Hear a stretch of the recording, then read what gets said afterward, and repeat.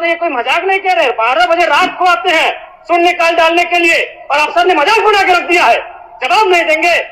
ये सवाल जनता का है। जिस जनता के टैक्स से पैसे दिए सूद पहनते हैं, जिस जनता के टैक्स से पहनते दिए वोट पहनते हैं, कोट पहनते हैं, उस जनता का सवाल है। और जनता का सवाल का उत्तर नहीं देते अफसर। जो ईमानदार है उनको यहाँ से जोहार है, लेकिन जिन्होंने जब अपनी जिम्मेदारी का निर्वहन नहीं किया है उन पर कार्रवाई करिए अध्यक्ष महोदय। और बिल्कुल बड़े शर्म और दुर्भाग्य की बात है कि जिस राज्य का युवा, जिस राज्य का भविष्य स्कॉलरशिप नहीं मिलने से परेशान है, हताश है, उस राज्य के विधायक 4 करोड़ 32 लाख के आवास में रहेंगे। ये कितना बड़ा दुर्भाग्य की बात है। आज आंदोलनकारी लगातार अपनी आवाज को बुलंद कर रहे हैं। जिन्होंने अपने लहू से इस राज्य को सींचा, अपने खून से इस राज्य को बनाया, आज जो 3,500 का पेंशन प्राप्त कर रहे हैं।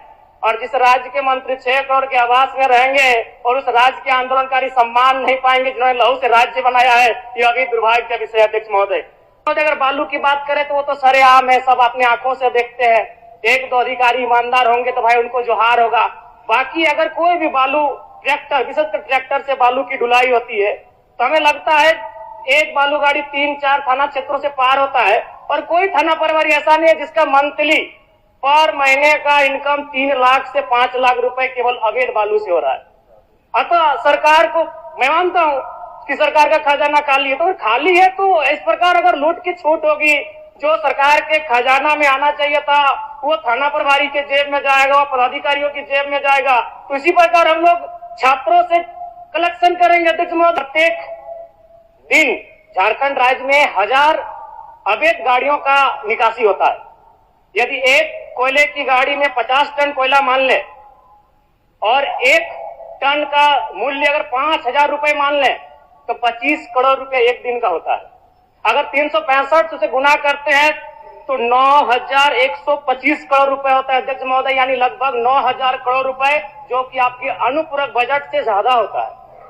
यानी कोयलांचल से इतनी अवैध मात्रा में कोयला का कारोबार हो रहा है, अगर उस पर सरकार नियंत्रण कर ले तो आपका एक अनुपूरक बजट के बराबर वो राशि होती है, वो राजस्व आपको फायदा होगा।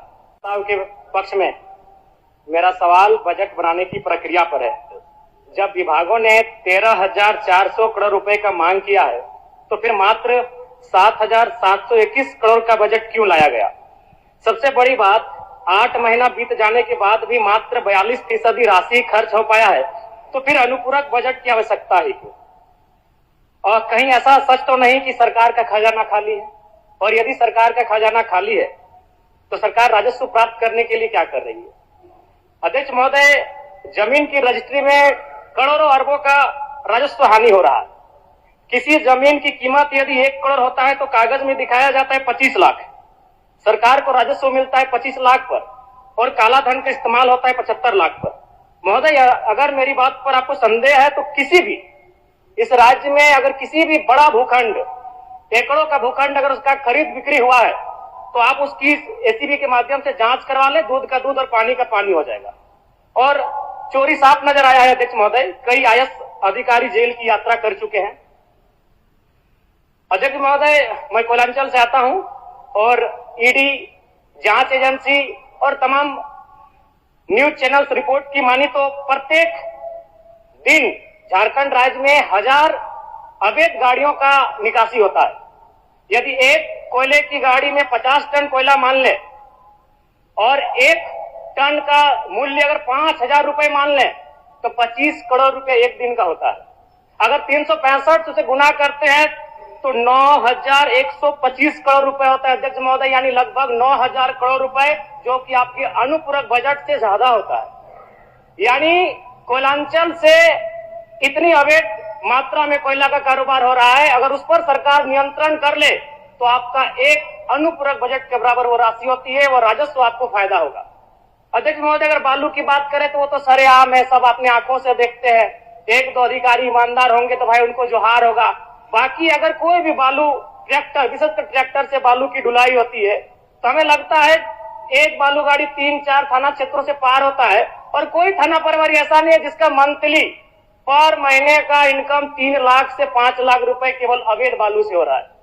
अतः सरकार को मैं मानता हूं कि सरकार का खजाना खाली है, तो खाली है तो इस प्रकार अगर लूट की छूट होगी, जो सरकार के खजाना में आना चाहिए था वो थाना प्रभारी के जेब में जाएगा, वो पदाधिकारियों की जेब में जाएगा। तो इसी प्रकार हम लोग छात्रों से कलेक्शन करेंगे अध्यक्ष महोदय।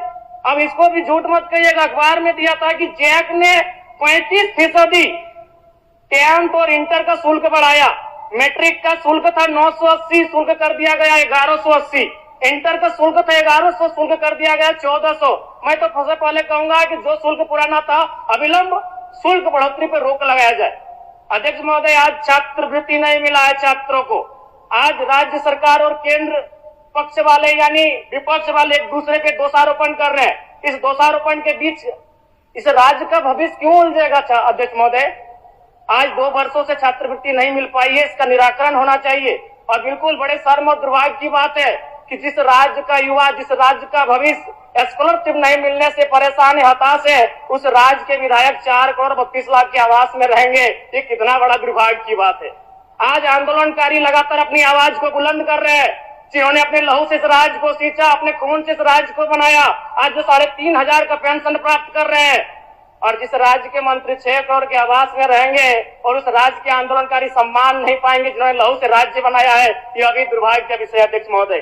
अध्यक्ष महोदय, चाहे माननीय सदस्य सबको एक्स्ट्रा टाइम मिला, इसमें संक्षिप्त करिए। चलिए ठीक है।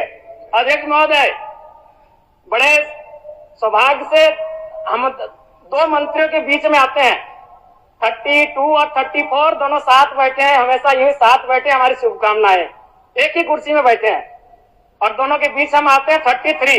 एक बार भी मंत्री महोदय मेरे विधानसभा में गए नहीं। क्यों नहीं गए? योजना ही नहीं है, इनका दोष नहीं है। कम से कम साल भर हो चुका है, एक विधानसभा तो इनको विजिट करना चाहिए था, अपने पड़ोस के जिले को तो विजिट करना चाहिए था। तो ये तो सच्चाई है अध्यक्ष महोदय।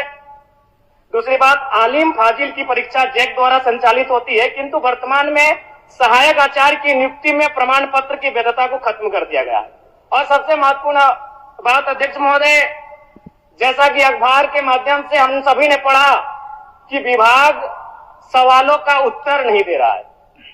अध्यक्ष महोदय, शून्यकाल में कल रात्रि 12 बजे नीरा मैडम और मंगल कालिंद्रा का झगड़ा हो गया। एक दिन राजा साहब और हमारी गाड़ी का टक्कर हो जाता, इतना रफ्तार में आए, बोले कि राजा साहब को तो शून्यकाल डालने नहीं देंगे, इनसे पहले हम जाएंगे। अध्यक्ष महोदय, ये कोई मजाक नहीं कह रहे। 12 बजे रात को आते हैं शून्यकाल डालने के लिए और अफसर ने मजाक बना के रख दिया है, जवाब नहीं देंगे। ये सवाल जनता का है। जिस जनता के टैक्स से पैसे दिए सूद पहनते हैं, जिस जनता के टैक्स से पहनते दिए वोट पहनते हैं, कोट पहनते हैं, उस जनता का सवाल है। और जनता का सवाल का उत्तर नहीं देते अफसर। जो ईमानदार है उनको यहाँ से गुहार है, लेकिन जिन्होंने जब अपनी जिम्मेदारी का निर्वहन नहीं किया है उन पर कार्रवाई करिए। अध्यक्ष महोदय, 12 बजे रात को हम लोग सवाल डालते हैं। चलिए माननीय सदस्य।